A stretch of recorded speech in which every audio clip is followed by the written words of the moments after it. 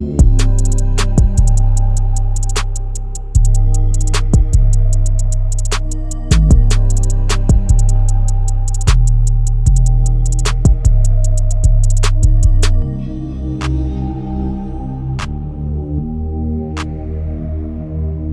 back to the Team to Beat Miami Heat podcast, your one-stop shop for daily Miami Heat content and NBA content. My name is Amir. So Shams Charania earlier today said that Giannis and his agents are going to be talking to the Milwaukee Bucks this offseason to discuss his future with the team. And they said that they may be willing to field offers potentially and look elsewhere if the Bucks can't build a championship team. And let's be honest, the Bucks have no opportunity to become a contender in the near future. They are essentially screwed due to the unfortunate Achilles tear from Damian Lillard. And he's 35, soon to be 36. He's going to probably miss all of next season or most of next season. And him and Giannis are the ones who are making the 40, 50 million plus on that team. And without that cap space, and no one's going to want to trade for Dame at this point, his career could potentially even be over. I don't know how much value he has left. He has a couple years left on his contract, I think 100 million at least. And so that's going to be hard to move. And Brook Lopez is older and free agent. I don't think they're going to re-sign him. Bobby Portis, Pat Connaughton. They have a bunch of guys who are free agents. Gary Trent Jr. So they're probably going to let those guys go because they haven't been successful with this build and this roster.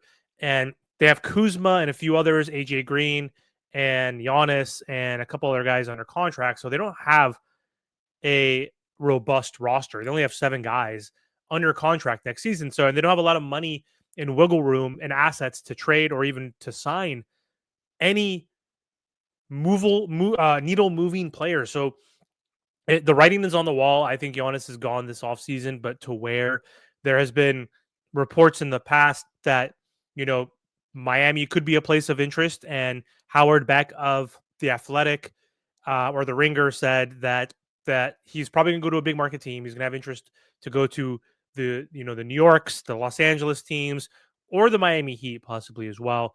And if that's the case, the Miami Heat need to focus this entire offseason on trying to acquire him, which I don't think is possible. Anything is possible, obviously.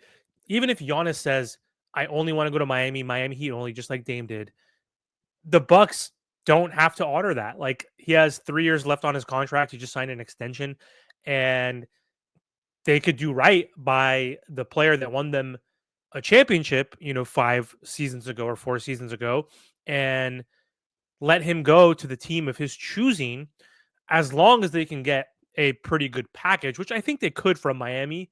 But if he says Miami only, then there's going to be a world where the Miami Heat are going to try to fleece them, as Pat Riley always does. But there's also a reason if he wants to go there, you don't want to trade everything away where they have no depth and you're just a playoff team, like a 4 through 6 seed. And that's better for the Miami Heat since we've been in the play-in for the last 3 seasons, got swept this season by the Cavs. It's been a ridiculous, miserable season. Jimmy Butler got traded. So this would put us back into playoff contention, but it wouldn't make us a contender, especially because there is no likelihood where that happens, where I think Giannis does say Miami only, and we're able to keep Hero and Bam. I don't think that's possible. If the Bucks are going to be trading their superstar, franchise cornerstone, who has helped them win an NBA championship, they are going to want a treasure trove of assets. They want all the picks, all the young players, any other stars that can fit in, that can match salaries with Giannis as well. So it's going to be damn near impossible, I think, for the Miami Heat to compete, perhaps. So the big thing is what happens in the NBA playoffs. Did the Thunder win a championship, or do they lose to the Nuggets in the second round, or whoever in the Western Conference Finals between the T-Wolves and the Warriors? Do they get bounced out of the playoffs again? And if so, are they desperate now to make a move, to give up some of those picks that they have, because they have a million picks still? And so would they be willing to trade 5 or 6 picks for Giannis? The Heat can't compete with that. They could at most give you 3. If for some reason we can negotiate with the Hornets to let us keep our pick and give them a future pick in the future, then we could have 4 at best. But still, I doubt that's going to happen. We have 3. Thunder could trade like 6. Are we going to include Bam? Because I think the only way you can get Adebayo or Giannis Antetokounmpo onto this team is if you trade Bam Adebayo. And I personally wouldn't want to trade Bam if I had to.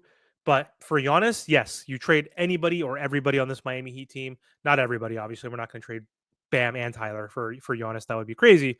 But you have to trade pretty much anybody for Giannis. Ideally, I would rather have Giannis and Bam play together and have one of the most ridiculous front courts in the NBA. Like, obviously, the floor spacing is going to be horrible, but Giannis is like Shaq. He's one of the most dominant players in the paint, shoots 60% from the field, has averaged 30 points 3 seasons in a row, 4 seasons if you round up. 4 seasons ago, he averaged 29.9. So I'll round up. He's averaged 30 points 4 times in a row. The last time the Miami Heat had a player that averaged 30 points per game in the regular season on this team was not LeBron James, was not Jimmy Butler, not even close, obviously, not Shaquille O'Neal, but it was Dwayne Wade, of course. In the 2008, 2009 season, he averaged 30.2 points per game. That was when he was the scoring champion, and he only did it once in his career. And adding a 30-point scorer onto this roster overnight, whether you trade Bam or Tyler for him, that's going to change this franchise, obviously. Like, it's going to take time to rebuild. Obviously, we're going to lose depth, but the pairing of him and Bam, again, might not be seamless, but that defensive duo would be amazing. They're both great playmakers. They both can finish and score. Bam, not as much, obviously, but Giannis is amazing. As long as Bam continues to develop his 3-point shot for spacing, then you add 3-point shooters around them and athletic two-way players around them if you can. If you keep Tyler and it's Giannis and Tyler, I mean, it fits better on paper and from a basketball sense. You have a guard and you have your big man in Giannis, and we need spacing from Tyler Hero, obviously, because they're going to pack the paint and put up a wall for Giannis. And Tyler would have a career year having all that spacing. All the focal point would be Giannis, so everybody would pay attention to Giannis basically the entire time. He would have so much opportunity to spot up and hit so many 3-point shots, and just in general, I think he would be amazing off ball, even on ball. He's becoming a better playmaker. So having a pick and roll partner like Giannis compared to Bam, oh my God, Tyler would flourish. But I just still don't think that's good enough, depending on who that third option is. But I would take it either way. I would love it if Giannis was on this team. If it was for Tyler or Bam, I don't give a shit. Pair Giannis with Hero, figure it out. Pair Giannis with Bam, figure it out. We'll see. But again, it's very unlikely because the most that he can offer is Tyler Hero and 3 first-round picks.